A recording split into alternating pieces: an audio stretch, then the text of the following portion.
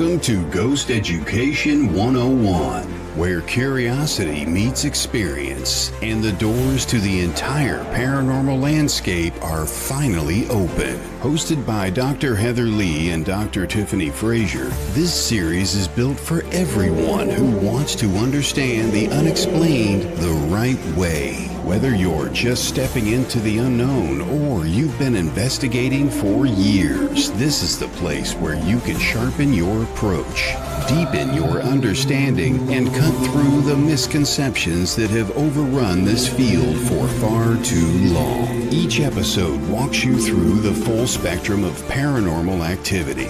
Classic hauntings, intelligent spirits, cryptids, elemental beings, poltergeist phenomenon, and the modern challenges investigators face today. We break it all down. The science, the method, and the mystery, without dumbing it down and without drifting into theatrics. Grounded in research, history, and real-world investigation, Ghost Education 101 is your classroom, your laboratory, and your gateway into the most compelling unexplained experiences on record. Learn, question, discover. Welcome to Ghost Education 101. Now, here are your hosts, Dr. Heather Leigh and Dr. Tiffany Frazier.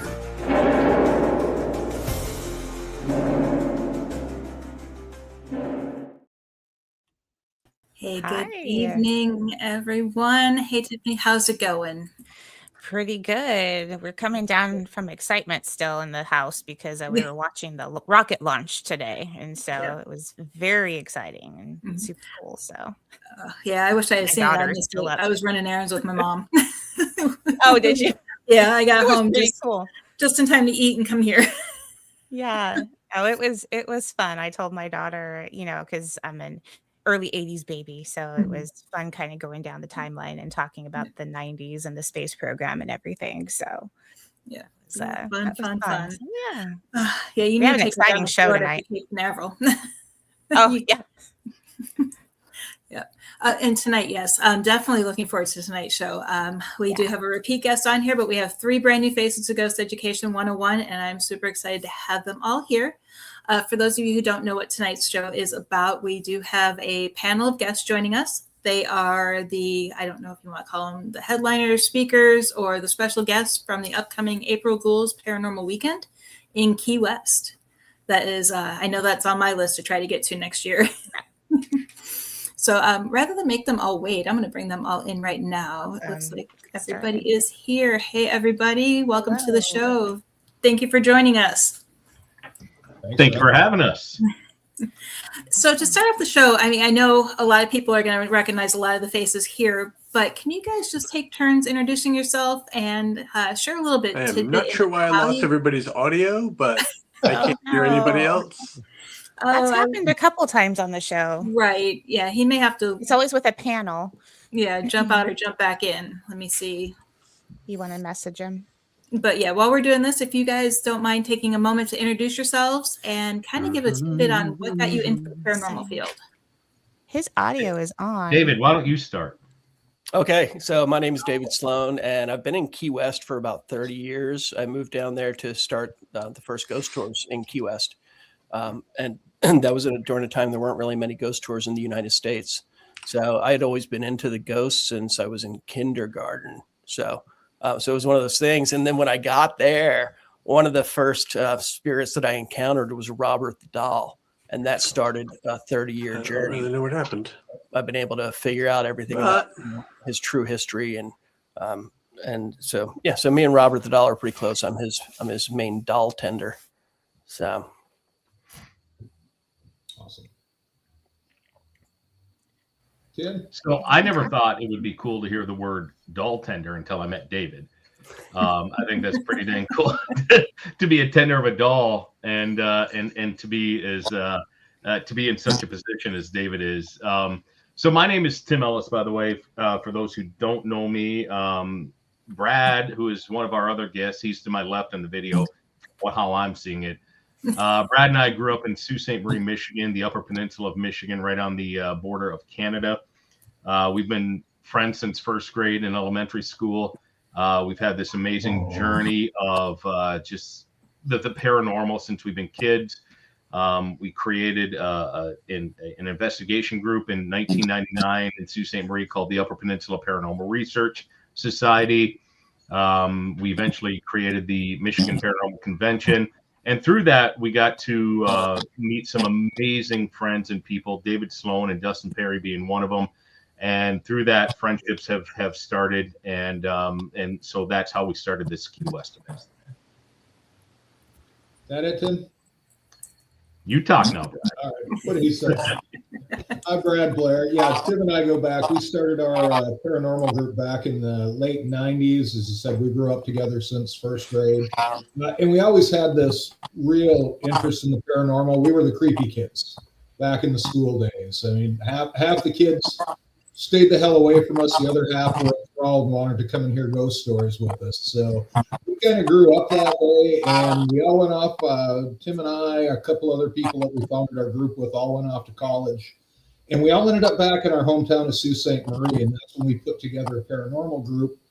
And we said, we can't really go running through graveyards and abandoned houses anymore. It's just not quite kind of frowned upon when you're adults. You could get away with that in high school. So we put together the Upper Peninsula Paranormal Research Society, and this was late 90s. And people used to look at us like we had two heads back when we started this. There were no reality TV shows on. The only time you'd hear anything on the paranormal was the month of October. And we'd rush home from school to watch Phil Donahue, Jenny Jones. They'd have the Warrens on or Hans Holzer, and you'd record those because that was the only time of year you could get that kind of feed. And then lo and behold, in the early 2000s, a show called Ghost Hunters popped up, and the whole reality genre just blew up. And we went from being one of, I think, 4 teams in the state of Michigan to one of probably 124 within a 2-year span. So it's been neat to watch the field evolve the way it has. And we're still here 30 years later doing what we love. And you know what's really funny about watching Ghost Hunters when it first came on? And I remember Brad calling me the day he found out about it. He's like, dude, you'll never guess what. He's like, they're doing a TV show about the stuff we do. I'm like, how? It's so boring. It really is. Like, you sit in a dark room for forever and nothing happens. And then lo and behold, we watch this TV show called Ghost Hunters, and I see this guy on there. He's like, he's got the best hair I've ever seen. And he still does. He still does. And he's one of our guests. It's Dustin Pari. He has the best hair in the field. Well, thank you, Tim. Thank you. Checks in the mail, my friend. And he had that upside down visor. Yes, well, the visor. That was for aerodynamics. That had a purpose. I apologize. I had to pop off and come back in here. I don't know what happened when we went live. I lost all audio, but we're good now. So yeah, like I didn't know there was even teams. Like when I started, I was like 15 years old, just going out to the woods. We had an abandoned funeral parlor in my old neighborhood, so I used to go there. Just like kind of stuff to kind of get a thrill, go check out all these old buildings. We had this wonderful complex called the Lad School. There's 5 buildings that we could kind of go explore, but of course, all of it illegally. So I always tell people, like, don't break and enter, don't do the things I did. But, just like Brad said, you can get away with it when you're a young kid, when you're a teenager. But as you get older, things change a little bit. And so I didn't know there were teams. I didn't know where people were doing this. So I was kind of like the original fanboy. Like, I watched Ghost Hunters season 1, and I was like, I can't believe people are in people's houses. Like, I'm used to getting chased out of places by cops. I once had a shotgun pulled on me. Like, this is amazing. And so I had to email them constantly, and eventually they allowed me to be a part of their home team. And a couple of months later, they brought me on the show. But I always had a day job. Like, I work in healthcare. So I was like, well, this is fun, but I don't think TV is going to last forever. So I just stayed working in healthcare, and I just kind of did some moonlighting with the shows when I could. But they brought me to 27 countries. I get to travel the world, go to old castles and everything with Ghost Hunters International. And then I get to meet these clowns, and we have a wonderful time doing what we do. It's a wonderful thing when you get to meet people that you just have a kinship with. And you get to travel around doing things that you love. And I feel like the events are nice because when you're really passionate about it, it's late nights, it's a lot of travel, and Lord knows my travel always is a mess. But you love it. And when you love it, it's really not so bad, And once you're out there with the people, it's amazing. It's just a lot of time in airports, but airports have bars. So drink responsibly, but do drink. And cheese sticks. And yes, all the cheese sticks you can eat, my friend. That's the best part of life. That's awesome. I know before I travel, I make sure that you're not traveling, because if you're traveling, then I know I'm going to have a delay. I got a text a couple of days ago from Amy Bruni. She's like, she goes on a flight back to Rhode Island, and one of our fans was on the flight. And she's like, I'm so glad it's you, Amy, and not Dustin. I said, yeah, that makes sense. Aw.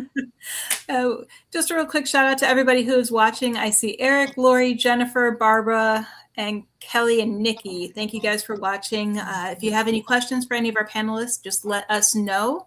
And I know Tiffany probably has a lot of questions, but one question I do want to kick off before we dive into any of the other ones that we have is, what brought the idea for this event next year? Yeah. Like, how did it develop? Whose idea it was? You know, I mean, you could say it's Robert's idea for all we know. We'd probably take that. I think it was Brad's, right? Brad, was it yours? I think so. We got to give Brad credit on this one. This will be the second one. We did one a year ago. Okay. I think David and I were kind of brainstorming one day and kicking around some ideas, and it seemed like a no-brainer. And like Key West has such great ghost lore. About 5 years ago, we're up here on the Canadian border in northern Michigan, and there were 2 weeks in a row that I woke up in February and the temperature was 15 below zero or colder. And I called my wife at work the one day after 2 weeks of this, and I said, hey, you want to go to Key West? She said, oh, yeah. And I said, see if you can get a long weekend. And we went down and just fell in love with the place.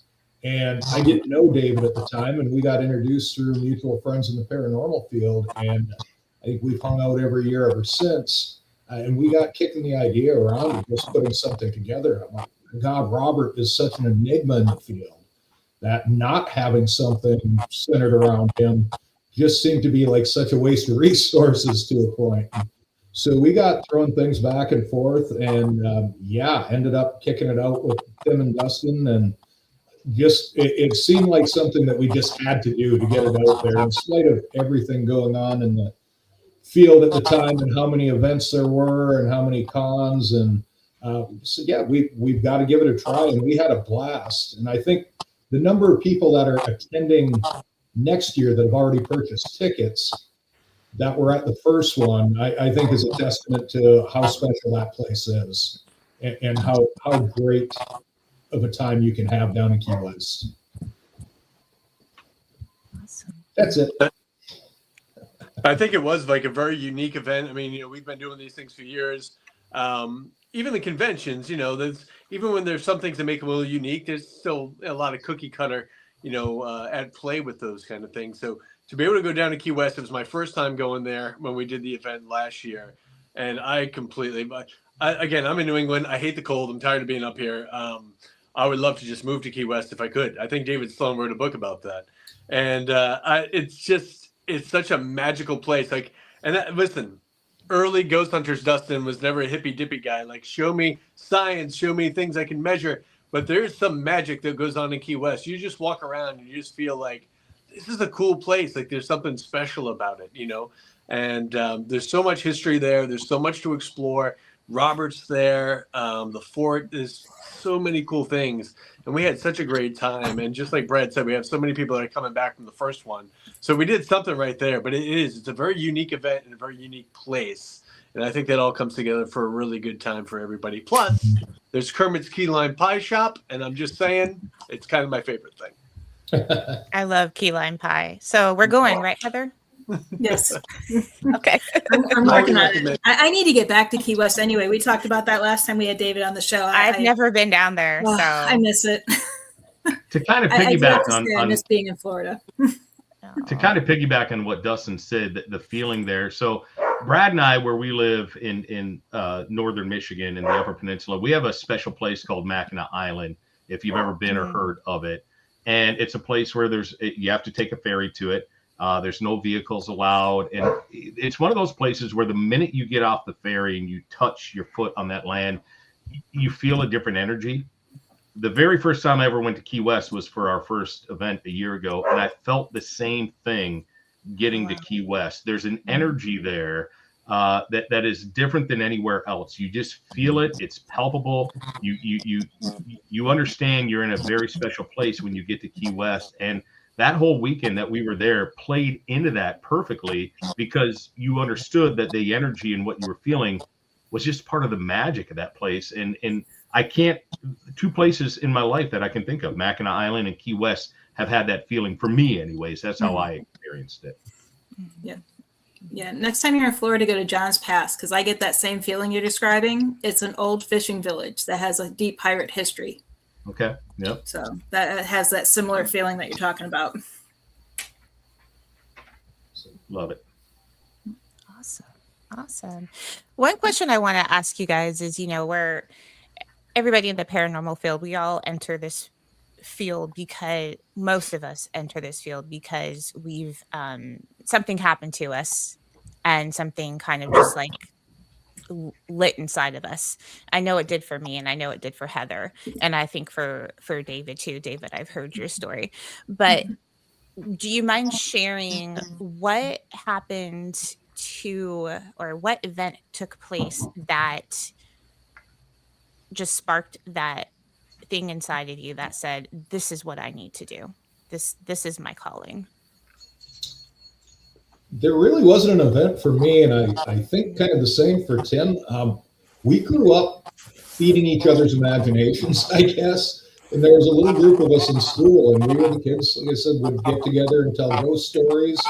And there were a couple of purportedly haunted houses within the neighborhood of our elementary school that you'd always ride by on bikes, and nobody would want to go up though and touch the abandoned house because you'd get cursed, kind of thing.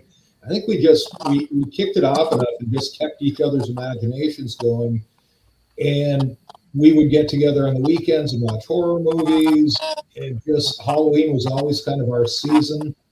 And we started reading up. We'd be at the local library. We'd hop on our bikes and head down there. Any chance we got, we would check out anything we could on ghosts and hauntings, on UFOs. Tim and I are both into cryptids as well.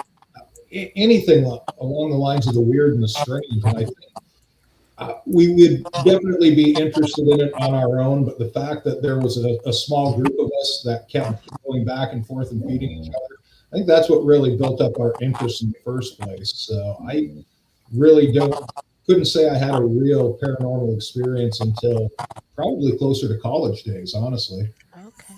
Yeah, just to piggyback on that real quick, and then we'll let Dustin go, because Brad had already brought it up. Both of us, very interestingly, we never grew up in the haunted house. We never had that. So many people we talked to have had that experience where they wanted to research more and learn more about what was going on and what happened to them. For us, it was completely different. We just kind of had this fascination with the paranormal and the weird and the strange as kids. And as we got older, we just didn't want to let go of it because we're kids at heart, and there's something about this field that is so special that we're like, how do we continue to do this as adults? And that's where the Research Society came in, and we've grown with it since then. But yeah, I mean, we never had that paranormal experience that made us want to continue into it. We just always had this connection and fascination with it. Okay. Yeah, my story's a little more like the classic. I grew up loving Halloween. I hated horror movies. I don't like horror movies.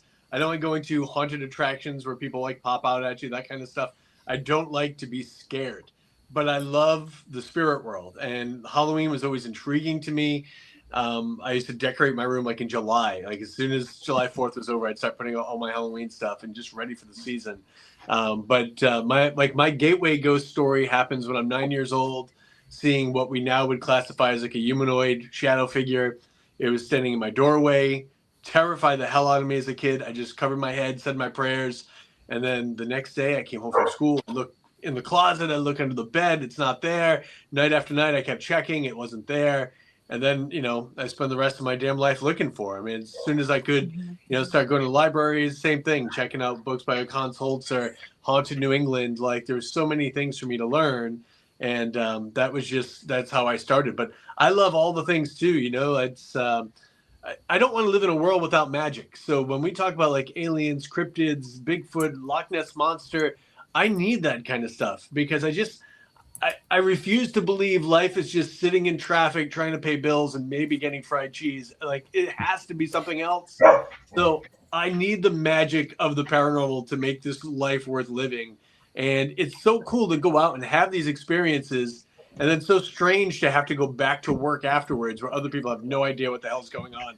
Like, there's so much out there, but like, they're just not open to it. You know? Yeah, that's awesome. Yep. And Tim gave you a little applause there, and I'm going to applause too, because that's awesome. The way you put that. Well, thank you. And I know Dustin. Oh yeah, he's a ghost now. No. Oh no. Oh. Ghosted. But you guys had mentioned, or I know Dustin had mentioned it, but one thing that I'm big about is science in the paranormal field, and I truly do believe that we need to be more scientifically minded when we're doing stuff. What do you guys think, if possible, needs to be done to scientifically prove what's happening either with Robert or with the paranormal field in general? I think I think quantum science is going to end up explaining a lot of things with the paranormal. But right now, I don't think that science has caught up with the human experience. And so when people use science to debunk things, I look at it, I think what we feel as humans and what we experience, that's more real than anything. So I do think all the quantum stuff I think it's going to explain a lot about probably about different religions and about different beliefs in paranormal and things like that. But apart from that, I mean, I don't really care as much about science. I like going into a dark, creepy place and having something weird happen. And, so it's like I've never wanted to document ghosts and show other people, hey, look, they're real. I've always wanted to go there and, use my energy to try to bring them out and try to have an experience. Mm-hmm. Yeah, I think along with what David said, the personal experience has gotten back to being a bigger thing for me. And we went through that whole bell curve of, okay, we've got a team. Now we have to spend thousands of dollars on equipment. Well, what's that equipment actually measuring? There's nothing that's saying, we've kind of shrunk back down to where a lot of the time when Tim and I investigate with our group, it's a lot of the simpler equipment that we would have had 20 years ago even. We bring digital audio recorders, some type of visual recording device, and EML meters, something to pick up on the electromagnetic fields. But there's so many people making so much money off the gadget of the week. And I think that got propelled along by the TV shows that would put them out there. And we've got totes and totes of this stuff that we spent money on over the last 30 years. We're kind of back to using similar to the same type of equipment that we did when we first started out. And we don't have the cassette recorders anymore going with us, but we've got a little more compact, but really working on the same theories. Right, Tim? I've got all the bags of equipment as well. I've got all the things that light up and do this and that. And again, for the longest time, I was like, we really need to measure this stuff. And the problem, of course, that you run into is even if you do have access repeatedly to a location, it's not a truly repeatable experiment because you can't control the unknown factor of it, right? Mm-hmm. So we can try to monitor things, we can try to measure things, and we can try to disprove things, which is important. I think the biggest thing with science right now is most of the investigators that I see out there, and this isn't like trying to knock anybody, because listen, you need to learn, you need to grow, you need to find your way. But until you realize what can trip up your equipment and what can give you a false positive, your equipment is pretty much useless. If you get excited because the REM pod goes off, but you don't know that, an EMS vehicle going outside, keying their radio can set off your REM pod, or if somebody you're working with is using a walkie-talkie or trying to screw around to try to create false evidence. If you don't know what can trip up your equipment, there's pretty much might as well not even use the damn equipment. It doesn't make any sense, but there's so, and now all we do is combine shit. Like, well, now it lights up and now it makes a dinging sound and now it does. It's like nobody gives a shit because listen, on a long enough timeline, the hardest core skeptic is not going to believe stuff just because you show them some measurements or something lit up. And I see people like, it lit up to red. I'm like, what does that mean? They're like, I have no idea. I'm like, it's a million. Like, you know, and like, and we'll sit there and we'll talk to flashlights and we'll stare at cat balls. I'm like, I can change the bass of my voice if the cat ball is on the right material and make it go off. Like, please stop getting so excited over stuff that's nonsensical. Again, I want the science to be there, and I think David's right. I think like quantum physics and everything that's coming together, people get into like deep into string theory and everything, stuff that's way over my head, to be quite honest. But there's answers out there on that level. But I feel like as a spirit going through human experience, we're not from here. We don't stay here. But I think while we are here, we should be doing a lot better job of lifting each other up, enjoying the experience, loving each other, learning, laughing, growing. And I don't need to prove anything anymore. Like when something just happens, I'm like, that's awesome. I don't even document shit. I just want to be there. I just want to feel it because it makes me feel so alive inside. And you know when things are real. If you've done this enough, you know when something's real. And it's much better than, hey, it lit up to red. It's like, great. No thanks. You know, and so I agree with everything that's been said here. Obviously, we all work together and we're kind of approaching it the same way these days. When we were younger, you know, we've been doing this for almost 30 years now, if not longer. You know, in the day, I was young and I was gung-ho and I'm like, we're going to prove to the world that spirit exists and there's life after death and ghosts are real. Now, at this stage of my life when I'm doing it, I'm kind of what everyone has said. Like, for me at this point, it's personal. I'm not trying to prove anything to the world anymore because the problem is, and David's right, science hasn't caught up to what we're doing because they're not invested. I don't want to say they don't care. They're not invested. They're not true science, heavy science. Nothing will be proven by science until this can be conducted in a controlled atmosphere, in a building, in a room where they can figure it out. Because the problem is today with AI and technology, Brad and I could be in a room and we could take a picture of a full body apparition.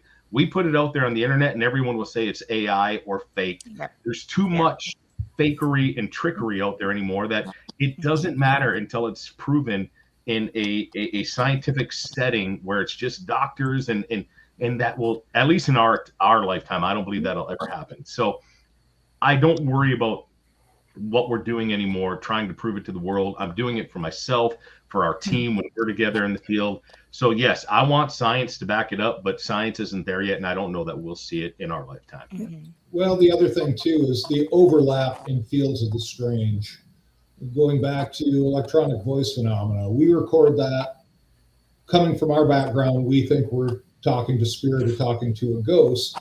I can talk to friends in ufology saying, well, no, that's aliens communicating with you, or that's something interdimensional communicating with you. One good example, I think, is a friend of Tim and mine, Bill Konkoleski. He's the head of MUFON for the state of Michigan. I was reading one of Bill's books, and he talks about how some type of an extraterrestrial force was coming into his room at night and rearranging things. Or he'd come home and things would be rearranged. To Bill, with his background in ufology, that's the way he sees things. If Tim or I experienced that, we'd say poltergeist activity, and that it would be some type of ghost or mental activity. So, you know, depending on your background and how you see even the world of the strange between this overlap with cryptid phenomena and ufology and the spirit world and ESP, I mean, it's you've got this bias. I think everybody has it, depending on what field they're looking at these things from. To us, it's a ghost. To Bill, it's a UFO or some type of extraterrestrial. You're talking to people in the cryptid field, and that can always be fun when you're trying to figure out if, yes, there's this bright flash of light and UFOs seen when Bigfoot's around. Will you talk to somebody deep into the cryptid field? No, Bigfoot is a species that's undiscovered. You talk to people that are in between, and well, maybe he's interdimensional, and that's why you're seeing this flash of light. Maybe it's something that these UFOs are dropping off and picking back up. We don't know. But it's fun to watch. I think the paranormal field, as far as we're involved in, more along the lines of ghosts and hauntings, is a little more accepting than the other fields. Ufology, for the most part, wants nothing to do with us. Hard cryptozoologists want nothing to do with us. But you bring the ghost people together with those other groups, and I think we're a little bit more welcoming and are willing to look at this possible overlap. what, point A is causing point B. But they, different fields, depending how they view themselves, seem to throw up a lot more walls, I think, than the hardcore ghost people. And a perfect example of that on how different groups kind of view things. I mean, think about sleep paralysis. So if you're talking to a ufologist or those who believe they've been abducted, they talk about how they wake up and they see grays in their room and they can't move. They feel paralyzed just laying there. You talk about someone in the paranormal field, they talk about the old hag syndrome, where they wake up and they see a spirit above them and they can't move. You talk to someone in the science field and they simply call it sleep paralysis. Your brain wakes up before your body's ready to move, so you feel paralyzed. So we're all approaching whatever this weirdness is that's around us, because it's there. I mean, let's not deny that. There's wonderfully weird stuff around us, but we're all approaching it from a different mindset and a different direction. So we all kind of put our stamp on it, on what it is. Is it gray? Is it an old hag? Or is it just our brain not allowing us to wake up? So I always find that sleep paralysis thing a perfect example of what Brad was just talking about. And I've experienced true sleep paralysis from a medical standpoint. I've had it where I saw a small gray figure off to the side. I've had it where I felt like a gray figure was right on top of my chest. I've also done communication efforts, with the spirit box, just like Frank Sumption did, where, sometimes it sounds like spirit, but then I was at the Hinsdale house and I get a voice that sounds like a 1950s robot saying that they're watching us from above and they call us earthies. I'm like, well, that sounds to me like it's alien stuff, But I think, there's an old adage of coming at things from different perspectives, but it's the same thing. And it's we're two blind men on opposite sides of an elephant, just describing what we're feeling, and we think it's a completely different creature, but it's really all the same magic, man. It's all the same stuff. And I'm getting to the point now where I don't know, and I know this is conspiracy theory, tinfoil hat, Dustin, but the whole idea of this whole thing, this whole existence, just being like a fake reality, and all of this just kind of being put together for us, starts to seem like it makes more and more sense too. And I've been reading more about that. Yeah, crazy. I don't know, man. I'm very interested in it though. Yeah. I'll have with Dustin smoking. What's that? He's in a lab with Dustin smoking. Yeah. No, I never smoke anything. I'm an edible boy. We do have a quick question from the audience for Dustin. Does Key West have fried cheese sticks? You're damn right they do. Oh, that's my man Eric. You know it, brother. Absolutely. And the nice thing is, when you're eating them in Key West at some random bar, there's also just chickens and roosters around, which the first night I was there, I was so confused because I'm at the artist's house, and it's like a hotel B&B thing or whatever. And I got in late because, of course, delays. And I'm laying in my room, and it's late at night, and I hear this rooster sound. And I don't know why this was the thought in my head, but I was like, I bet you they've got something on like the kitchen cabinets. So if you're snacking at night, like it tries to deter you. Now, why, I don't know, but I may say you don't steal other people's snacks. But I thought it was like a robotic rooster sound on a cabinet somewhere downstairs. And then in the morning, I find out there's just roosters everywhere. David wrote a book about that. I saw that. David's a very prolific author. He's amazing. Yes, he is. Yes. David, tell us about the roosters. Yeah, tell us about them. They're very nice. I don't know if I can say that here. Can I say the title? Do it. Say it. There might be kids watching. Now, the book about roosters, it's called Roosters Are Assholes. But it's actually, I love roosters. And, it's educational. It's humorous. People buy it for the title, but then at the end it says that roosters think that humans are assholes too, and that they're right. So, spoiler alert. Fantastic. Well, let me throw this question at you guys then. Do you think this field you guys threw so much at me, like my brain is just like all over the place. And I love it. It's great. This is why I love having these shows and being on here with Heather and having these conversations, because I love the thinking process. But do you think we're putting too much emphasis on the science in the field? Because like Dustin stated earlier, you cannot recreate it. You can't walk into a room, hey, show up. Like, there's absolutely no way to recreate this. And Heather, I've used the term pseudoscience in the past, and I know Heather Yeah, absolutely I can't stand that term, but I get it. and I do too, but I also understand it because it's you can't win. So I understand why we need the science. We need to try and prove that, yeah, there is something there for us to be chasing after. But are we putting too much emphasis on it? And if we are, where and how do we kind of scale back, and what would that look like?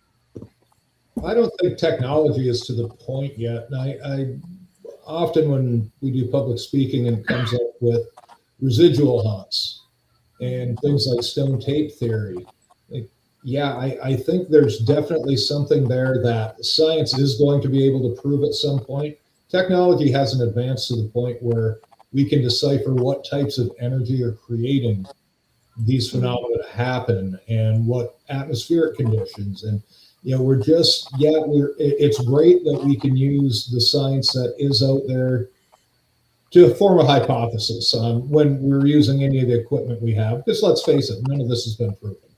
We can take whatever multi-$1,000 piece of equipment out in the field that we have, and as Dustin said, have the red lights beep and light up, and that still doesn't necessarily tell us what's going on. It's something that's being built upon, and you see some of these pieces of equipment getting fine-tuned, I guess, and advancing, which we need to see happen. But again, is this an alien that's beaming energy down that we're picking up on? Is it dead grandma that's coming and slapping the antenna on your REM pod? We don't know what's causing this. We just know that some form of energy is interacting with our equipment. That's all we know at the end of it. Exactly. Yeah. Yeah. I think it's important. Go ahead. I'm sorry. Go ahead.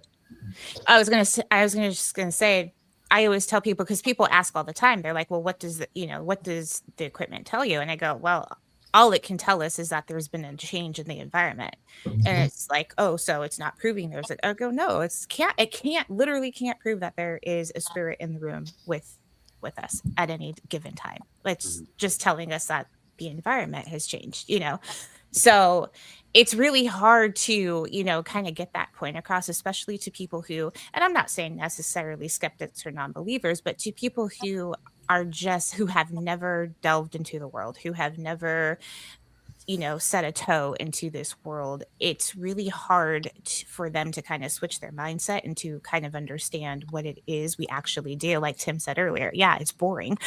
It's not like it's nothing like what you see on TV. And so it's like, why do you do it? Well, I do it because after finding out what I came across when I was 16 years old, that's always stuck with me. That's just like my little personal thing. I need to know what it was. Will I ever find out? I have no idea. But it's just, it's just interesting because you have this constant back and forth of, okay, well, let's use this piece of equipment, but what is it actually going to help us understand? Or, okay, maybe we'll switch to this piece of equipment at this location because this is happening. It's like, it's really hard to determine that. So is there a way to, will there ever be a way to kind of come up with that determination of, like, if you're dealing with a certain haunting case phenomena, I don't know. I kind of hope there doesn't. I hope that they never find it. I hope that it's always a mystery, because we need to be chasing after something. Once we know the last page of the book, like, what's the sense of reading the story? And I kind of feel like, except for the Rooster book, Dave, of course, but I kind of feel like, for me, the equipment is still useful in terms of just trying to help people understand, like what some of the false positives are that they may be believing. Right. Because belief is such a powerful thing. And one of the things that continues to fuel me in the field is helping people not to get rooked out of their money, not to deal with people that are just a sham, preying upon the bereaved and people that are sad because they've lost loved ones. That's the thing that I like to be able to show people, like, listen, I understand you lost somebody and that you really want them to be around. I get that. We're all human. We all feel that loss. but you can't just keep throwing money down a rabbit hole, like trying to get information when somebody's just Googling stuff and finding things out for you. Or, if there's something that's going on in your house that we can prove isn't your loved one, doesn't mean that it may not still be around looking after you, but at least you should have peace and understanding. I actually just did just a regular home case in Connecticut with our good friend John Zaffis, and John was nice enough to meet up with me. Went there to help this gentleman out at his house. And, again, I'm no Susie psychic, but I believe we all have psychic and some metaphysical abilities, depending if we put time into them or not. But you're not going to go on that by itself. But as soon as we walked in there, it felt a little different. Something was a little off, And Johnny and I both heard a gentleman's voice. We both heard a whistling, both heard a bell sound. And actually with recording was able to get a name, able to Google the name. And yeah, it was a guy that lived in that house before and passed away there. So it was cool to be able to give this guy the information, he thought it was something demonic because of what he saw on TV. And I was like, no, it was just some old guy that lived here. He's kind of cranky, just take back your space. You might be overlapping from time to time. Don't really know how it works or why, but it's nothing to be afraid of and everything's okay. And it brought him that peace. Now he can use, his own voice in his house to feel comfortable. And I think that's the most important thing. Belief is so important. We have to believe in more than what we are. It is a spiritual world out there if you can open up your eyes to see it or really to feel it. But we also have to be careful with our belief that we don't get to a point where we're so stagnant that we're unable to evolve our beliefs going forward. And so sometimes it comes down to that evidence. So having a little bit of some equipment to help prove or disprove things is useful for sure. But I personally don't want to have all the answers because we'll get bored with it. I mean, look at just how many comets and weird alien craft things have been cited recently. It used to be so cool. People would be excited. Now they're like, I don't know, another UFO. No one cares anymore. It's so crazy. And to go along with that, so the way I've always approached it, and when Brad and I are doing talks, I talk about this a lot.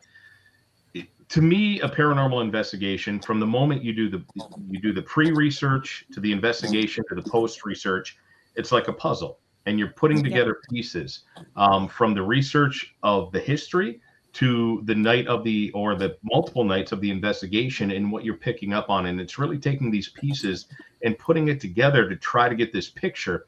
For me, the tools or whatever you use in the field, whether it's scientific or a thing with red lights or whatever you're using, I always liken it to a mechanic in a garage. He can open up his toolbox and have all these tools to choose from to do what he needs to do to work on whatever he's working on. I look at what we have as the same way. We have build your toolbox, use what you like, and then from that you put together these pieces that then you're trying to put together this picture from. So I don't think there's a right answer or a wrong answer in how we approach it. Use what feels comfortable to you.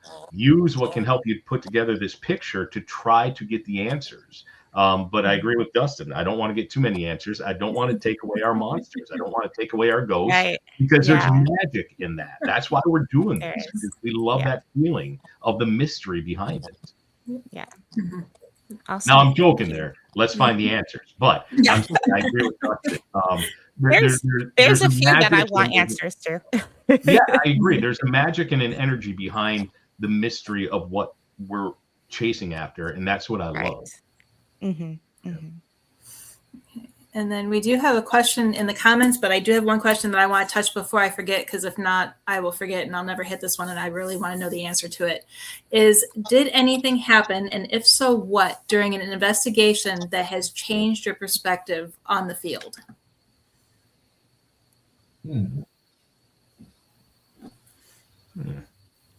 I stumped him. No, I'm thinking, but I'm also going to let my dogs in. I'll be right back. I can share. That's his way to think a little bit longer on that one. Yeah. Tim does his best thinking in the bathroom. It's not the dogs he's letting out. For me, I had an experience that a lot of people got to witness because it was still a part of Ghost Hunters. Although we were overseas, we're at Lap Castle in Ireland. And it was kind of the unofficial pilot, like, can we do this stuff overseas, you know? So we wanted to see if we could do the international thing. So we go to Lep Castle in Ireland, and they have the Bloody Chapel, you know, for TV. We hype all the crap up. Thankfully, like on the show, they never asked us to recreate anything. They never asked us to fake anything. We just did what we did. And while we're there in the chapel, Tango and I, we were getting some type of interaction, you know, and nothing too crazy, but decent enough to keep going. And it just started to die down at some point. And people watching the show, it looks like I'm walking toward the back of the chapel, and you see my left leg kind of buckle, and then it cuts to my camera. And my camera all of a sudden goes up to the ceiling. So it looks like something knocked me over to the side. What actually happened was more fantastic than that. I was standing shoulder to shoulder with Dave Tango, not walking at all. And off to our right, our camera operator was getting a point of view shot of the area where they would throw people down onto the spikes below. And Dave and I are just waiting for him to finish because he didn't want to be up there by himself filming. And as Dave and I are talking, it felt like something hit me in the middle of the chest, like I was at the ocean, like I get hit with the wave. Dave swears he actually saw my feet come straight up off the ground. All I knew is something lifted me up and dropped me down to the ground. And it was very sudden, and it was very scary at the time. I went outside, got my head together, investigated the rest of the night, investigated the second night. Nothing else happened. But up to that point, I was always very much kind of like a headstrong kind of investigator. I used to do a lot of intimidation tactics, all that kind of crap, you know, a lot of provoking and stuff. After that moment, I was like, I don't know if this is the right way to do it. Not because of the reaction that I had, not that it was frightening or the fact that it hurt to land on the damn ground there, but it just made me realize, like, why aren't we being more respectful? Why am I not being more respectful? Other people were. Why wasn't I doing that?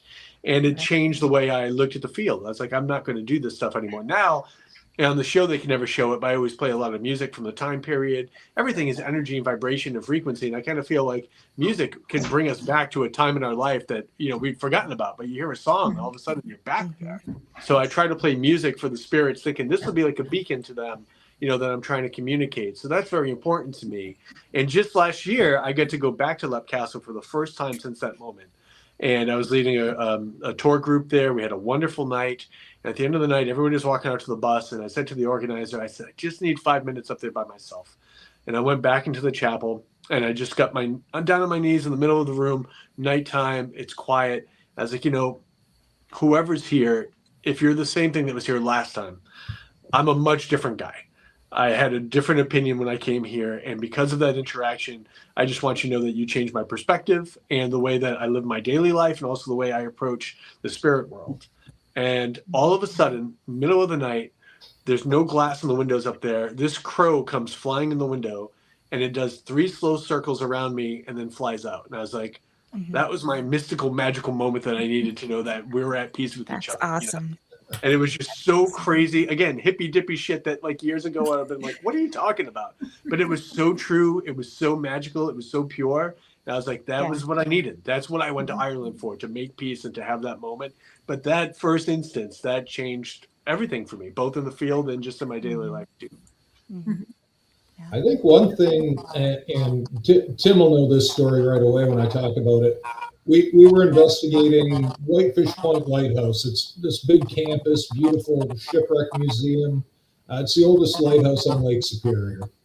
And we had a camera crew with us for a small video project we had going at the time in our team. And we filmed, I think we started around 4 in the afternoon, and we were going until about 4 in the morning. And we're finally leaving, and anybody that's been on a long investigation like that, you know how you get physically and mentally drained, and you just kind of get that whole fatigue setting in. So Tim's in the passenger seat of the team van that we were in. I was in the seat right behind him, and we're pulling out from, this is back, you're going through a lot of nothing to get to this place. Whole lot of woodland, whole lot of deep forest.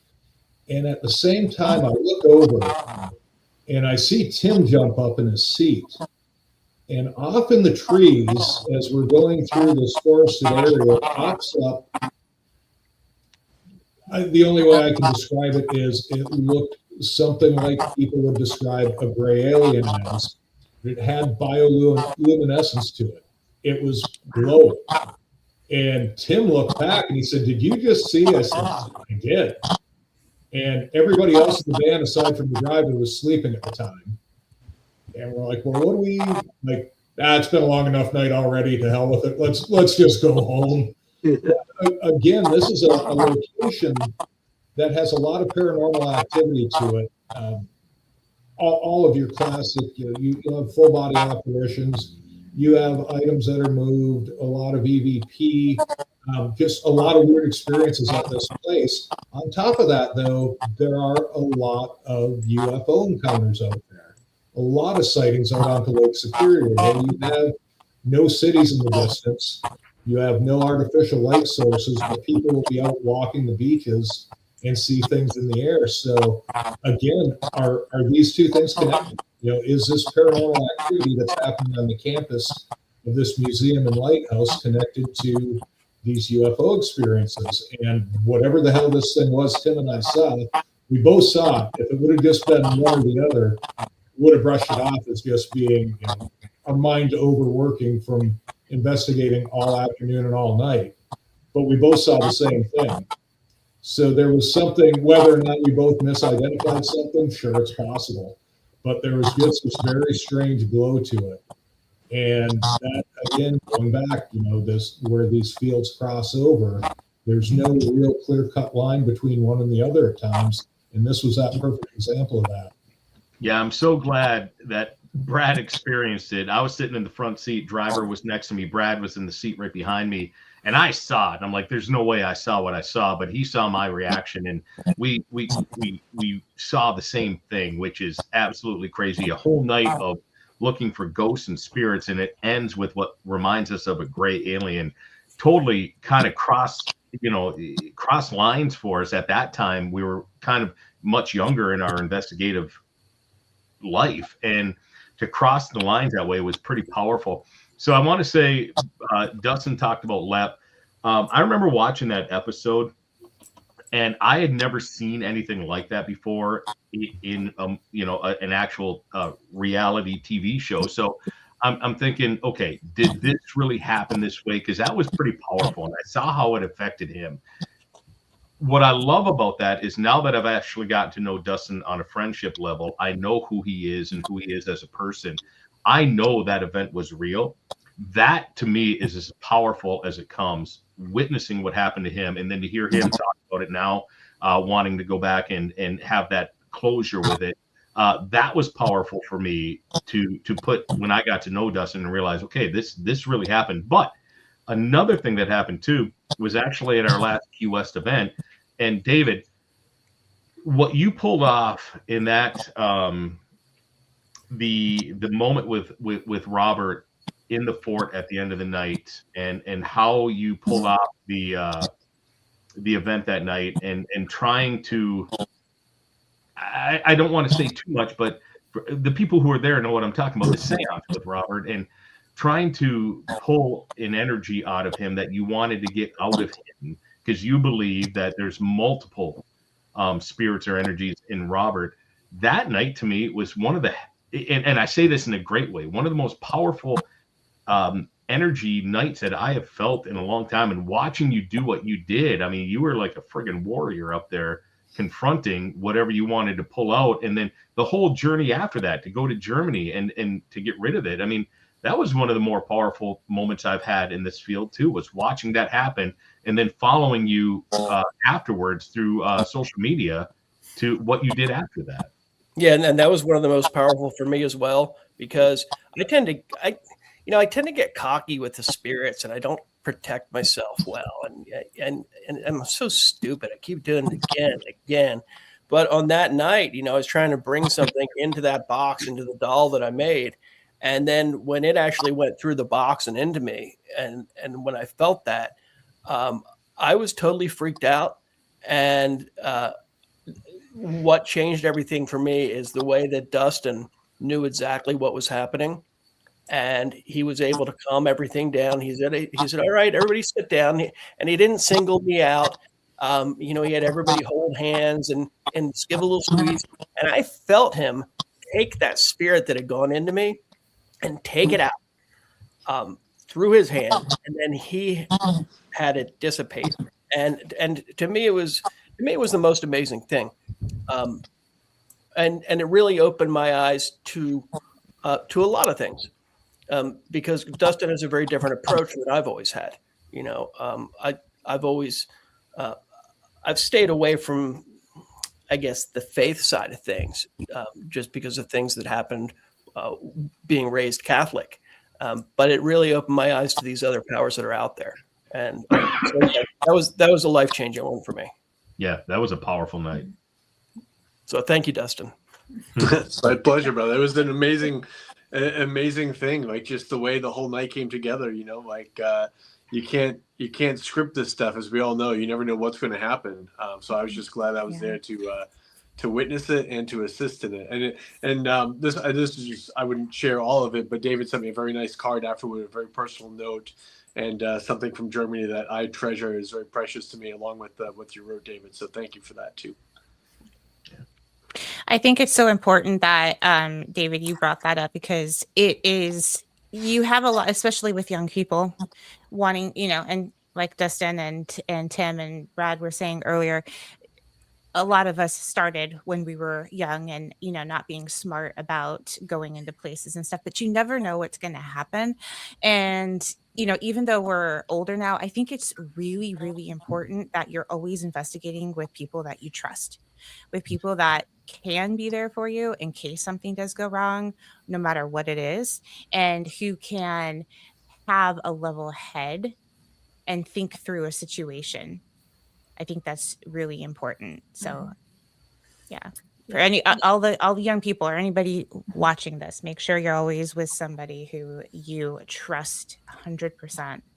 Yep. Yeah, and not just someone who can help, but that will stay and help. Because I don't know how many investigations that I've been on when I was in Vegas, and the person I was investigating with, the minute something happened, they were out the door, and I'm like, not cool. Yeah. Now we with Brad and our team again. So Brad and I grew up, and our third founding member of our group, Steve LaPlante, we met in first grade, and we've been brothers ever since. And I always say, our team puts the capital D in dysfunction. We're like a dysfunctional family, but in the best way. We fight as a family, but we love as a family. And we've always purposely kept our group very small. We've known teams that have allowed people to come in and out as they wanted to go and just be a part of it. We've never done that, ever.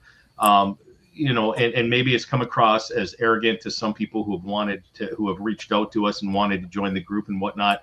We've kept it very tight. We've kept it very small for that very reason, because we wanted that family atmosphere, to the point where I know Brad or Steve or anyone else in our group has my back, and vice versa if we ever get into a situation. Yeah, that's really important. Yep. And that's one of the good things about the paranormal weekends. We've got a good team of people there, and with all of us there, we make sure that everybody is comfortable with what's going on. So I think that's always a good environment. I'm also looking at Vanessa's question, talking about what we've got going on. This year's going to be really cool. And Vanessa and Jeff were with us last year. So one of the cool things that we're doing, just today, I heard back from the La Concha Hotel, which is this great haunted hotel right in the heart of Old Town Key West. And that's where I used to run my ghost tours out of. And so I had reached out to the GM and I said, hey, we'd like to kind of make this our home base, have everybody stay there. And then, it's so central for starting things, and it's a very haunted place in itself.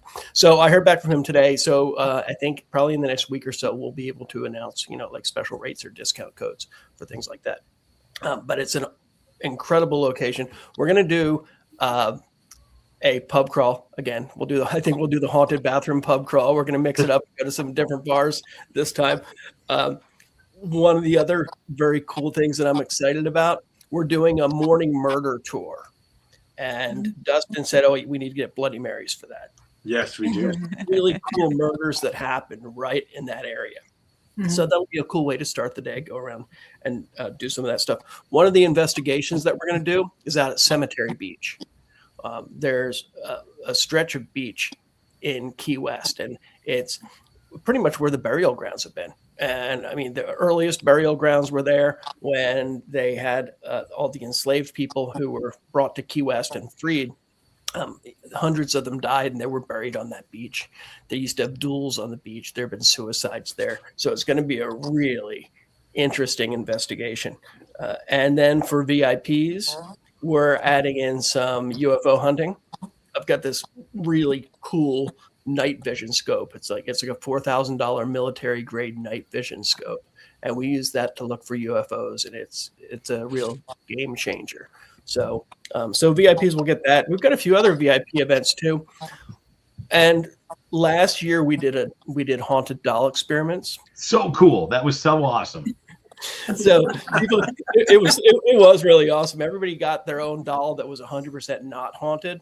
And we did different tests and experiments to see if we could not make these dolls haunted. And what we're going to do this year for the VIPs, there's a doll called an Alruan, and it ties into German folklore, but it's basically a root doll that, and it's got an interesting history. We're going to follow the different methods that were used to make these dolls.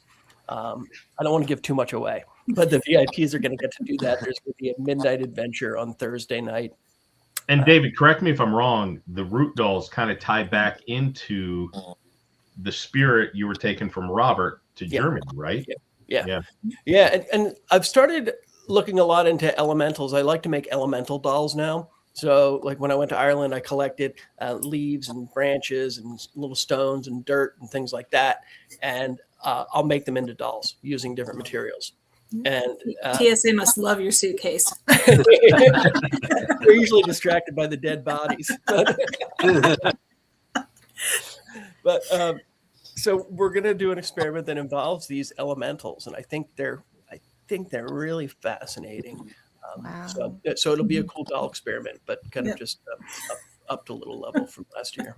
I was worried about TSA coming home from our last Key West event because I had disembodied doll parts.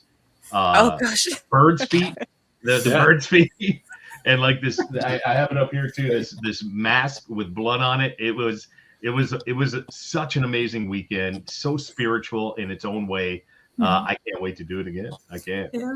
So I just love how accepting Key West is of everything. I was telling somebody about this the other day. I'm like, we're all walking around wearing these like painted black like chicken feet necklaces. Yes. Sitting in restaurants and like our guests are there with dolls and high chairs and everything else. Like, and nobody's asking questions. It's just Key West. That's a normal day in Key West. So cool. I think Key West and New Orleans are probably the only two places you can get away with that stuff and have nobody turn their head. Agreed. Yep. Yeah. No, I remember a couple of years ago, I was actually in Kentucky filming, and I had to bring I have Raggedy Ann and Andy dolls that I believe my grandparents are tied to. And I brought them actually in my carry-on because they're 100 years old. I didn't trust them in my suitcase. And the TSA agent opened up my bag and she's like, "Can someone help me with this?" She refused. Wow. Refused to look at them, refused to touch them. And she asked for someone else to check my bag. Wow.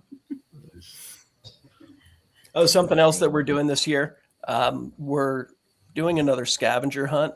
And this time we're adding in a little bit of a Jimmy Buffett theme to it. So I think we're calling it Paranormal. Paranormal, yes. Paranormal scavenger hunt. So that'll be cool. So and that's the great thing. You know, we do a lot of the paranormal stuff, but we also mix in all those things that make Key West so great. You know, because there's that whole tropical aspect to it. So it's a pretty cool blend when you get those two together. Mm-hmm. Yep, definitely. Did you have another question, Tiffany, or you want me to pull one out? I do. I have a question here. What's something that you believe in now that you didn't believe in when you first started out? Tim, do you need to let the dog out again? No, I don't. All the dogs. I got 3 dogs. They're all in now. So I'm happy. Gosh, I don't know. Honestly, I'll go right now. For me, it's the exact opposite. When we first started in this, and when we were kids growing up, I believed in everything. Everything could happen, this and that. If I'm being honest, going through the years of going into homes and working with families and doing this and that, I'm I'm more of a skeptic now than I ever was, just the opposite, in a healthy way. Like, I still obviously believe in all this because I want to, and I love it and it's fun, but I think I've become more of a skeptic than I was heading into it, because we learned through the years that this is what's causing the noise in the walls. This is what's happening. This is why this is sounding this way and this and that. And, Right. and you try to work with families, and sometimes they take it and they want it and they believe it. And then other times, as Brad and I always talk about, there's the whole, don't take my ghost away. Like, they want to believe that their home is haunted. And so no matter what you tell them, they're not going to believe it. But I think I've become more of a healthy skeptic over the years than anything else. So it's kind of opposite of what you asked, but that's the first thing that came to my mind. Yeah, I agree with Tim. Oh, go ahead, David. After you, Dustin. Oh, you're very kind, sir. I'll make it quick. I was just going to say I agree with Tim, because you've gone to so many investigations, you've gone to so many places, you heard so many stories, and, the younger me was like, yeah, this is awesome. And now I'm like, that's probably fake. I've heard this story a million times. That's not real. But what's nice about having that healthy skepticism is when something does pass all those tests, then you're like, okay, Steve Gonzalez always used to say, to the team, the harder you are in the evidence, the better the evidence is. And so if you're willing to throw away stuff that is kind of in the gray area, when you finally get something that checks all those boxes, it's very magical, very special. Yep. Agreed. I think for me, I came to realize that everything's kind of predetermined, or like there's this path set out for us, because with everything that happened with Robert the doll, it's over 30 years, everything's just become more fascinating. And most recently, having it all tie back to my first kindergarten teacher. And that's kind of what set me on the path, and being able to because I think I'm 55 years old, and be able to be 55 years old and make this discovery where you're like, oh my God, it's all been predetermined. That's why this happened. That's why this happened.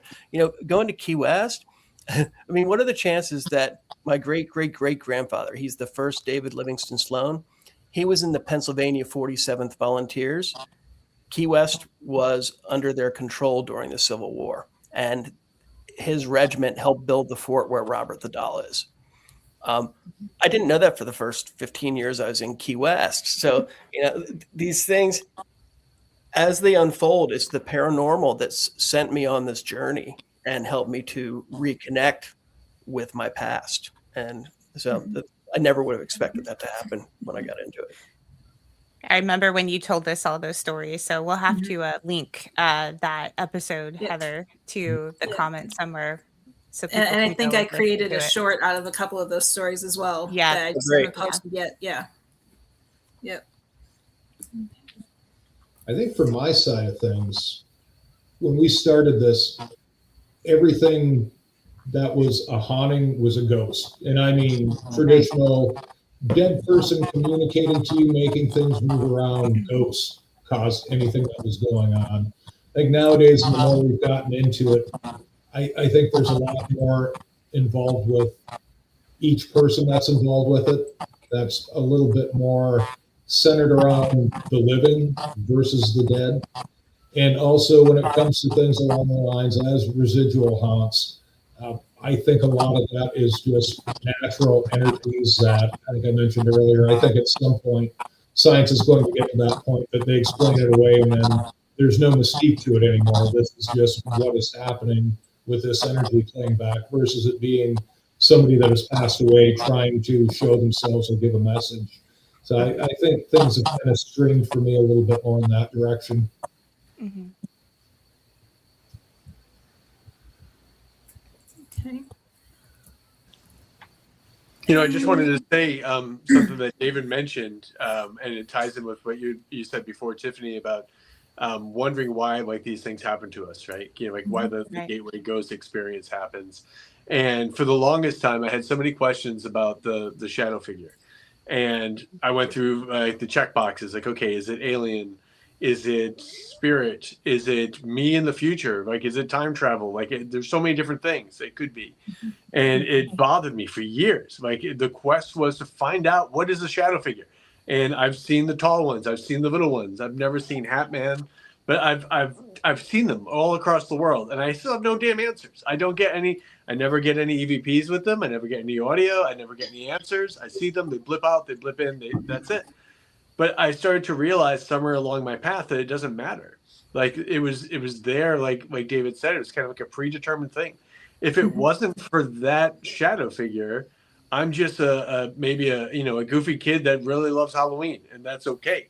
But that shadow figure put me on this other path that had me crawling into old, abandoned funeral parlors, that had me going into, these old asylums. And suddenly that passion, goes from library books to working on ghost hunters to traveling the world. And although maybe that still doesn't give me the answer, I think of all the people that I've met on this journey, and you guys all know, I do a lot of work with mental health and suicide prevention. And, there's people that have come to me, like, you've really made a difference because you listened to me, because you talked to me. And if I'm not that goofy little kid on TV that grows up looking for these answers, I don't know what happens, with these interactions or what happens to those people. So I'm just very thankful that shadow figure, whatever the hell it was there to guide me on this path to put me where I needed to be. And for whatever that reason is, I'm still on it, Yeah. Mm-hmm. That's powerful. I was actually having a conversation with somebody today, and I told him, I said, I believe everything happens for a reason. And I'm working on a project right now. And I said, I'm not working on this project to, hit masses of people. I'm working on this project because I believe that whoever is meant to find this book will find it. Mm-hmm. Right. And it will help them. So, so that's very powerful. Yeah, no, good for you. That's the best thing to do. It doesn't, people get all caught up with fame and notoriety and monetary things. It doesn't have to be a bestseller if it means something to the right person. Exactly. You did your job. That's good, Mm-hmm. Mm-hmm. Yeah. And so where do you guys draw the line between paranormal activity and psychological influence? Huh. We are powerful beyond measure. We can do a ton of stuff, Mm-hmm. And the power of belief, the power of story, that can take on a whole different. There's tons of people that believe shit that isn't real because they've been told over and over and over that it is, and we just continue on that way. And some of it's good, and some of it's happy, and some of it's magical, and some of it is detrimental and harmful. And it can go either way, which is the scary power of belief. So you have to be very stringent. Again, your belief should be based on what your facts are, what your evidence are, what your experience is. And then also know enough that as you grow, that evidence might change and your belief has to evolve with it. You can't continue to back something that you no longer know or think to be true, rather. But I think our reality is always ever changing. So we always just have to kind of be very thoughtful about, okay, what are the reports? Who's telling the stories? How long have the stories been around for? What do we personally believe? What's our own bias going into this case? Especially with haunted artifacts and haunted dolls. David does a hell of a job of defending Robert in the fact that, people oh, you have to ask him to take a picture and don't do this and don't do that. And David's like, not a lot of that stuff is true, but people keep telling the story. So people keep believing the story. Well, the influence on from reality television, the whole genre too. So when we started out, there were no shows on TV, and we would work maybe 4 or 5 cases a year was it, because that's all we were getting called in on. And then all of a sudden, when that whole genre blew up, and we're getting calls left and right because everyone thinks their house is haunted. Mm-hmm.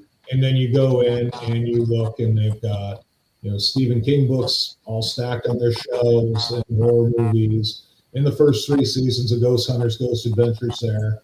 So, there's a little bit of an influence there. And then moving on, there was a period of time where there were certain TV shows that any place they went to, they claimed there was demonic activity. Then we start getting calls because our house is infested by a demon. And it just goes along with these trends as things go on. So the power of influence just from the media in general, whether and from social media nowadays, people get out there with these creepypastas even that influence people, and all the scope of the reality shows, to put all of those into somebody and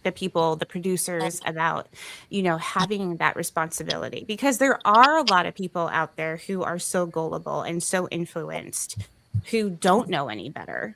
But, they'll go and I see it on social media every single day. Oh my God, I took a picture and there's a spirit in my picture. No, it's just lens flare, no, seriously. And they want so badly for it to be a spirit, to be a ghost, for it to be a demon.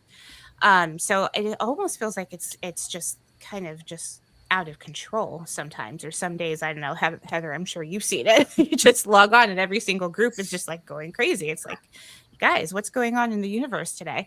So is there a way, or I don't know. Let's I've asked this question a couple times on the show, and we've had some pretty interesting conversations about it, but I'm just wondering if you guys have any input on that. Dustin. or you guys as just, you because you guys watch the shows, you've watched them, you've seen them evolve.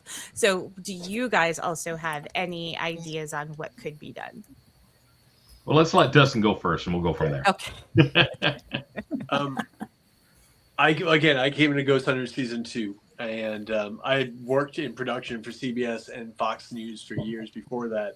So I was familiar with the television process from a news standpoint, a camera standpoint, that kind of thing. I was very fortunate to fall in with Jay and Grant because, unlike a lot of other shows that came after, they had a hand in the show. They were producers in the show, not just in title and paycheck, but in what we did. And Jay was notorious for telling them, like, listen, if you didn't catch us walking in that door, if you didn't catch us, setting up our equipment, you failed. Like, we're not redoing this stuff, Mm-hmm. And some of us were we didn't really care about, okay, we'll put the tri-field meter back in place. Like, we're not altering the investigation. We're done investigating. You need us to put something back. We'll do it. But Jay was like, no, man, if you're not on it, like, we're not just going to redo it for us. Like, you're here to document what we do. And Grant stood by that measure as well, which was nice because we never were told to recreate anything. We were never told we had to fake anything. I was very fortunate for that because I know a lot of other people, and again, I never throw anybody in the bus, but I know a lot of men and women out there that were on some of the other shows. Like, the producer would throw something to try to create a noise, and they would do this or that. Yeah. Everyone on our crew, camera, everybody knew, like, you don't screw around with us when we're doing our thing. We're doing our thing, and if nothing happens, if there's a story arc of us explaining something, that's great because you still have an episode. But there's been cases that we filmed where, nothing paranormal happened night after night. And then also we couldn't recreate anything and be like, oh, well, this is why this is happening. Or we had no explanation. So there was no episode. And it was, okay, you go back on the road for another week because we still need another episode, But I kind of feel like, it to your point, like, it shifted. And then everything was, here's the demon, there's the demon. Oh, we've got a portal. There's a portal here. There's a portal there. And so many places I go, like, we have a portal. I'm like, bullshit. You don't have a freaking portal. Like, dude, stop. Like, it's always in a closet. It's always in the basement. It's always in the attic. It's never like, by the toilet or just next to the kitchen island. It's always the same shit. I'm just like, please, and again, you don't want to fault people because a lot of them are easily led, or a lot of people just believe what they see on TV or they see on YouTube. And I think, and I've got a lot of, YouTube and TikTok friends and stuff that do this kind of work. And I can't even call it investigating. You're just running around. You're running around and screaming. And there's a demon. I got scratched and I got this and I got that. And people are watching it and they get views and they get clicks and they probably make more money than I ever made doing Ghost Hunters. Mm-hmm. But is it real? I think any of us who have ever investigated know the answer to that. But people want to be entertained. There's an ask for every seat. You want to be entertained? Go ahead and watch it. But just please be smart enough to know that it's not the reality of the spiritual realm. Your grandmother who passed away is not sitting around tied to her chair with demons dancing around her all the time. Not everything is goddamn gloom and doom, but that's the stuff that sells. I love it. Yep. I love it. I know my husband, he can't watch the shows with me anymore. He goes, you're no fun anymore. Because now you piss all over the thing. Because I understand how the equipment works, and I'm like, oh, it's bullshit, and this is how it actually should be held, and this is where it should have been placed, and everything. Yeah, and he's like, you're no fun anymore. You know too much. You've seen behind the curtain. I love Eric's porta potty portal. That sounds fantastic. Yeah, absolutely. Porta potty portal. Kind of like the TARDIS from Doctor Who. Yes. Yes. Doctor Who. Because it is.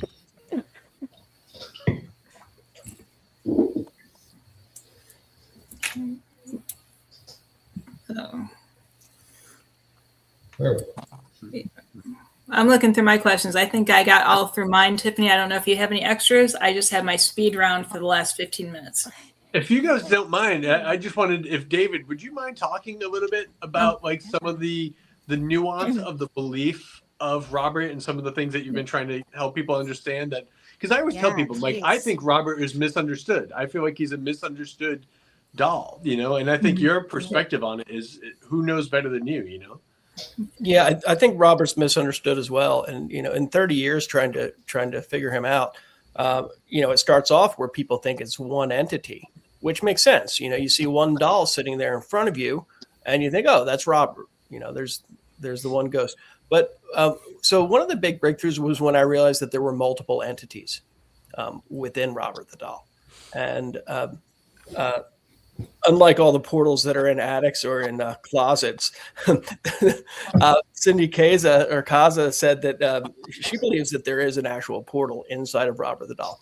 And I think it makes sense because you have people who disrespect him who have the issues, and you can have numerous people experiencing something at the same time.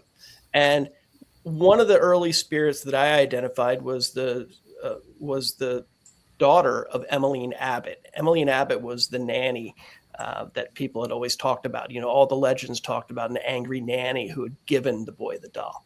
And that wasn't the case. You know, I figured out that he was made in Germany by this Stipe company, but I did find the angry nanny. And she had lost a daughter. And that child spirit made so much sense. But then going from there, it seems that when people disrespect this child, that's when these other entities come out and they latch on to these people and they follow them home and they make their lives hell. And that's why hundreds of people can be affected at the same time. I think there's an unlimited number of things in there. But the most fascinating chapter for Robert really came when I went to Germany to look into this. There's this tree magic that's associated with him, and there's the elemental spirits. And when I started looking for that, it gave me the realization that Robert's magic. You know, I mean, at the heart and soul of Robert, there's this magic. And it's funny that it took 30 years to figure that out. But then when you go back and look at the earliest writings about Robert, like before I came to Key West, back when Gene Otto still had him, when Gene was alive, they called him the Enchanted Doll.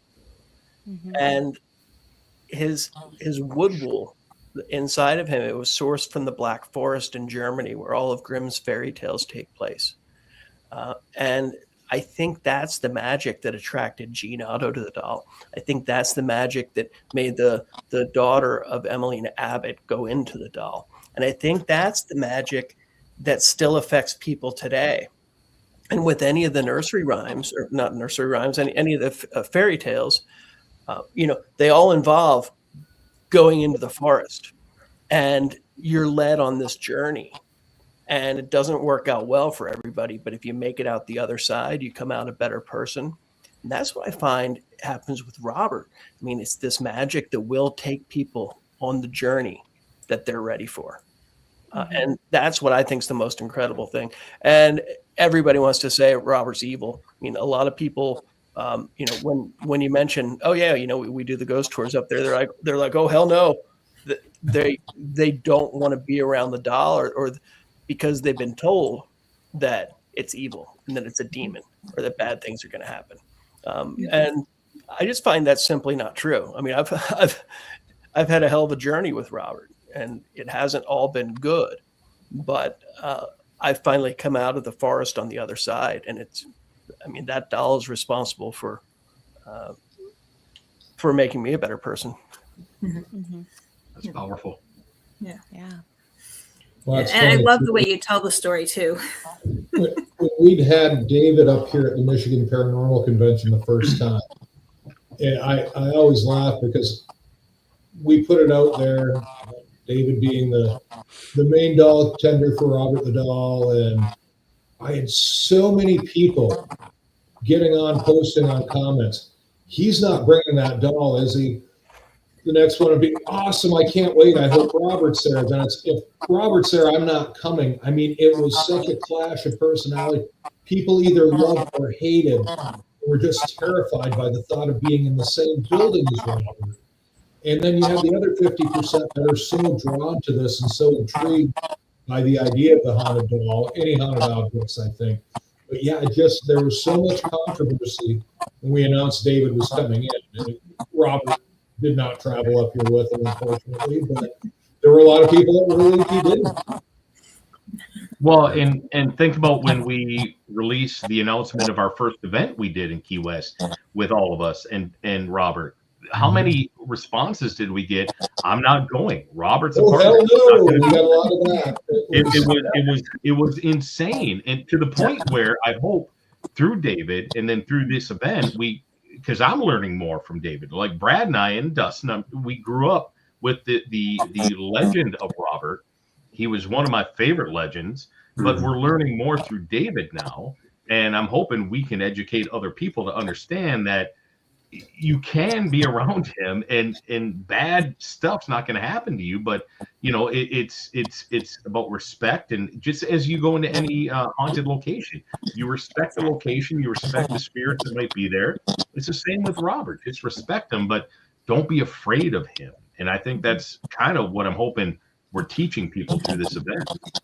Yeah, I think Robert is one of and it's my favorite, icon of the haunted object kind of part of what we do. And I've always been a fan. First time I ever saw him many, many moons ago was at a convention down in Florida, and people were putting candy out in front of him, and it was right near my table. And I kept eating the candy, and people were like, Robert's going to get mad at you. Like, no, we've been here all weekend. Like, we're cool. Like, I've talked to him. Like, he can't really eat the candy. Like, we're fine. And people were really mad about it. I'm like, nothing bad is going to happen. But again, that power of belief. Like, no, It's like, I've already talked to him about it. Like, we're cool. Yeah. But there's even now, like, we'll put up the posts, to advertise the event. And people are like, why did you put a picture of Robert online without a warning? Now I'm going to be I'm like, oh my God, you looked at a AI graphic image of a doll and you're afraid? Like, your belief might need to be restructured a little bit. It's like Dumbo and the Magic Feather. It's you get what you put out there, man. Yeah. One thing I think I should clarify about Robert too. Everybody thinks that he likes peppermint candies, and so people bring peppermint candies. He actually likes Snickers. So if you're going to visit Robert, just leave some Snickers bars. Yeah, which means David likes Snickers. Really satisfies all the spirits within it. Robert really likes $20 bills. Yes.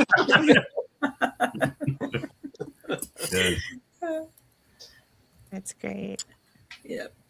Any other questions, Tiffany, or you want me to go into my speed round? I think we should hit the speed round because I'm excited. What is this? How does this work? Yeah. Yes. So, first thing that Hold on, comes I to should get a mind fresh when I beer ask a for this. question, I have. Let me get a fresh beer. Okay, I'm ready. There's 6 questions at rapid fire. You guys can answer boy. all at once, or you guys can take turns. It's up to you how you want to. I'll let you guys work out that. But what is the first word that comes to mind when you think of Robert? Doll. Was that Brad? Yeah. For me, childhood. I grew up with Robert. Childhood. I would say misunderstood. Magic. And I know Brad we and touched I on are this one. pretty. Those two are very deep. We're not so much. And I know we covered this one a little bit, so I'm sure everyone knows your answer, but haunted, cursed, or misunderstood? I'll double down with misunderstood. 500. I'm going to go with haunted. I want the mystery. Yep. Okay. Yeah, I'd say misunderstood. Enchanted. Oh, I like that one. That should have been your first word that comes to mind. Yeah. Enchanted. Yep. And this is kind of a two-parter. Have you had your photo taken with Robert, and did you ask permission? Even though you Yes. don't need to. Yeah, Go ahead, I've got photos with him. We had a conversation. Everything's cool. I didn't even charge him the $20 I usually charge everybody else. Well, You would, Barry. I'm pretty sure Brad and I had this. Our first photo ever with him was at the same event that Dustin saw. I think was that TapsCon in Clearwater. Yeah. So we were down there doing Taps Family Radio, and that was our first time we ever got our picture with them. And we did ask permission because back then we were still believing in the legend or everything about it. But yes. And I've had my David, photo with him hundreds of times, thousands of times maybe, and I've never asked permission. Would you spend a night alone in a room with Robert? Yes. Yeah. I have. Can As it long be as I my have a own safe bedroom word. and not the fort? Can it be in my own bedroom and not the fort? Like I'd let Robert have a sleepover, but I'm not sleeping with him in the fort. No. Just establish a safe word, Tim, just in case. Yeah, right. Exactly.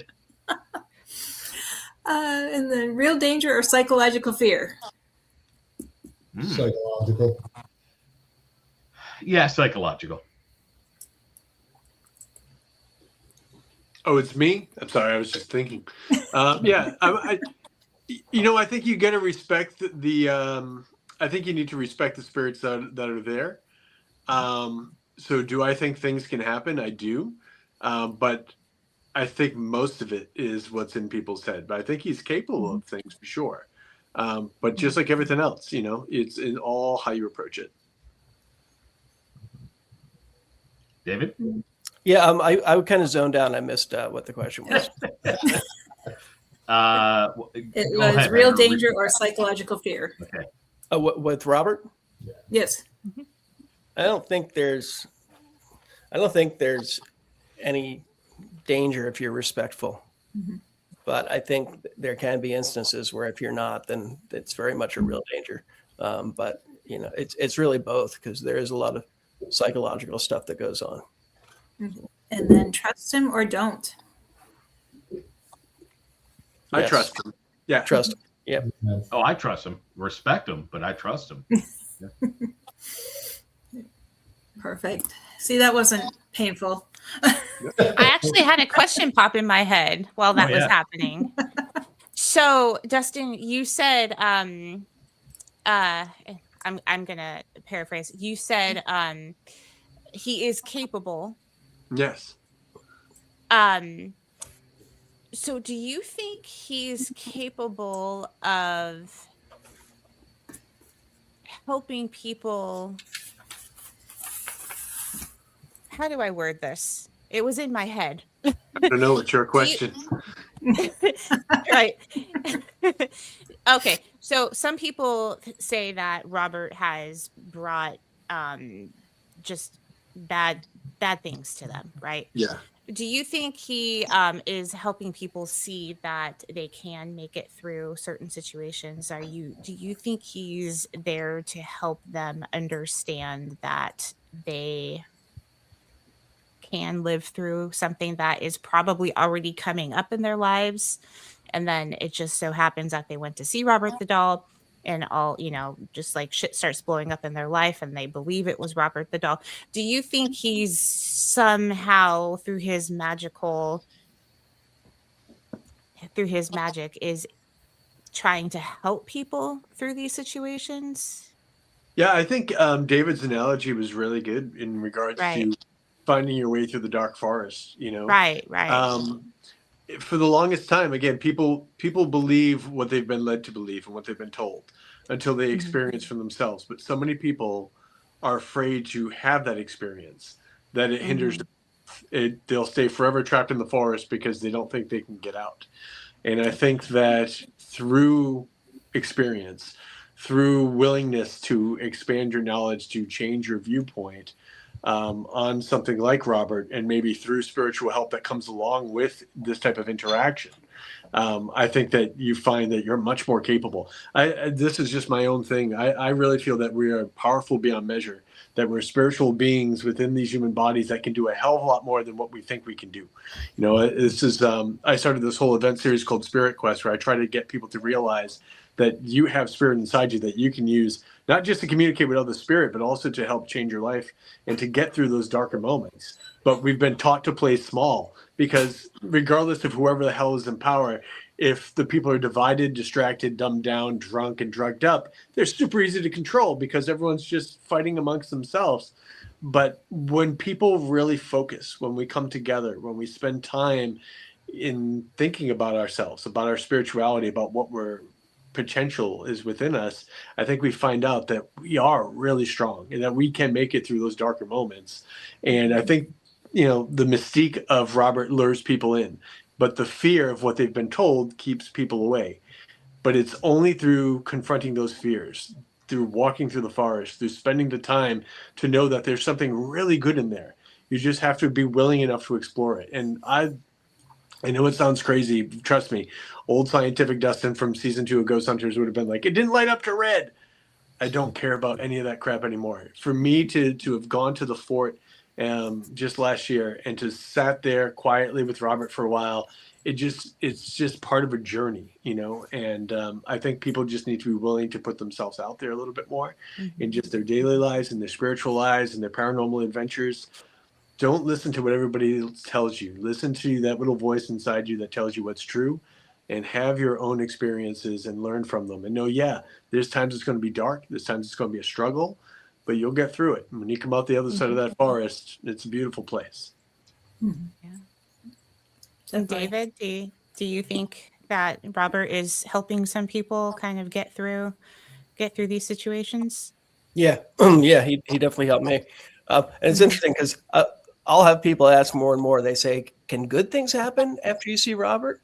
I say, yeah. Why do you ask? And they'll be like, well, I just came into a lot of money, or I just had this happen. And so there are people who are getting the good stuff that's happening. And I think it's interesting also because with the paranormal, well, beyond the paranormal, if you look at different religions, there's the tree of life that's out there, but then the opposite of that, there's also the tree of death. And, they say that the tree of life, it was overflowing, and a lot of that light went to the underworld, and that some people are going and retrieving that light. So some people can automatically have faith and automatically be drawn to the good, and they're navigating the tree of life. But I think there's a lot of us in the paranormal field who are navigating the dark. And, so to get to the light, we have to travel through the dark. And so, that's a great way of putting it. So I think in that case, Robert can be very helpful for people to bring them out of that darkness and into the light. And it's a journey. It's it's not the pleasant one, but so I do think that that's the possibility. Okay. So anything else that you guys feel you need to add about the event, about anything that we might have touched on tonight that we kind of didn't talk as much about that you wanted to make sure we covered? We're doing early bird tickets for the event right now. I think I forget what the early bird pricing is, but we're doing that, I think until May 1st. May 1st, 1 month. We got 1 month. First, it's $20 off. Any full weekend package. There's only limited VIP tickets left. So if you are interested and you think you want one of those, make sure you get on this month and get that. We'll have a lot of general admission, I think probably right up until the event, but the VIP will more than likely be sold out after this month. Yeah. And again, that's a full year away, so plenty of time to plan, and we'll have hopefully the schedule up within the next month or so as we start finalizing things and venues and such. But yeah, we had a great time last time we did it, and it's just going to get better. Yeah, it was a special weekend. First time ever doing it, being there and to be able to be around Robert and just experience Key West. So hauntedkeywest.com would be the website to go to, hauntedkeywest.com. That's where you can get your tickets. And again, for 1 month, $20 off. But you still have a whole year to be a part of this with us. So, and Brad, Yep. You have a special friend. Brad, you got something on your shoulder. Eric? It's a demon. It's Yeah. a demon. Eric? Oh, And do you guys have do you guys have any other projects or anything? I know, Dustin, you have a lot going on, but anything else that you want to promote real quick before we go? Well, no one can keep up with Dustin's schedule. I can No. tell you that right now. neither No can one. I. It's a goddamn mess. But all my stuff's available at DustinPari.com. Always happy to meet some new friends, and I enjoy the journey. I enjoy my life, and I love meeting people on the road. So happy if everybody wants to come out and hang with us. I really can't wait to get back to Key West, and it's such a beautiful place, such a great event. It's like going on vacation with some weird paranormal friends of yours, and it's just really, really special. So I'm looking forward to getting back there to be a part of it. And we talked about the VIPs. Everybody gets to see Robert. Everybody gets to be a part of that. But the VIPs also get a special sitting with our psychic, who's going to sit there and do interpretations and readings with the person, with Robert too, which is a nice exclusive kind of thing that you can only get there. So hopefully some guys come on down and take advantage of that. Which we've never had. Even us who put the event on, we've never had that experience. Yeah, how did we screw that up last year? Yeah, exactly. We should be our own VIPs, but we're not. Right. Yeah. Okay. Well, Tiffany, do you have anything else before we start wrapping up? No. No? Okay. Okay. Well, thank you guys for being on the show. We're definitely looking forward to the event. I know I have it bookmarked, and I'm hoping to get my tickets hopefully soon before those VIPs run out. Right. Well, even if you don't get VIP, the event it is amazing just to be a part of Key West, and and we always have little side events that we create as we go. So trust me, you'll have a great time regardless. No doubt in my mind. Looking forward to it. Again, thank you, everybody. And thank you, everybody who's watching us tonight. I saw we did have a lot of new viewers commenting. Make sure you like and follow Ghost Education 101. We do go live every Wednesday night at 9 p.m. Eastern. We rotate between special guests, panels, and panel discussions like this, and then presentations, just like the presentation that we are having in 2 weeks with Lloyd Arbach on how to identify psychics and mediums and how to determine basically what they're saying is true or not.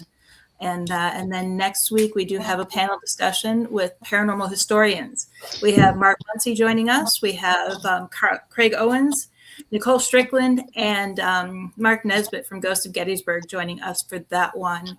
I invited David, but David's too busy for us next week. But Book deadline. I know, trust me, I get it. But again, thank you everyone for joining us, and then make sure you could also catch the show on YouTube at Ghost Education 101, where this will be replayed. Starting tomorrow morning, I'll have it posted.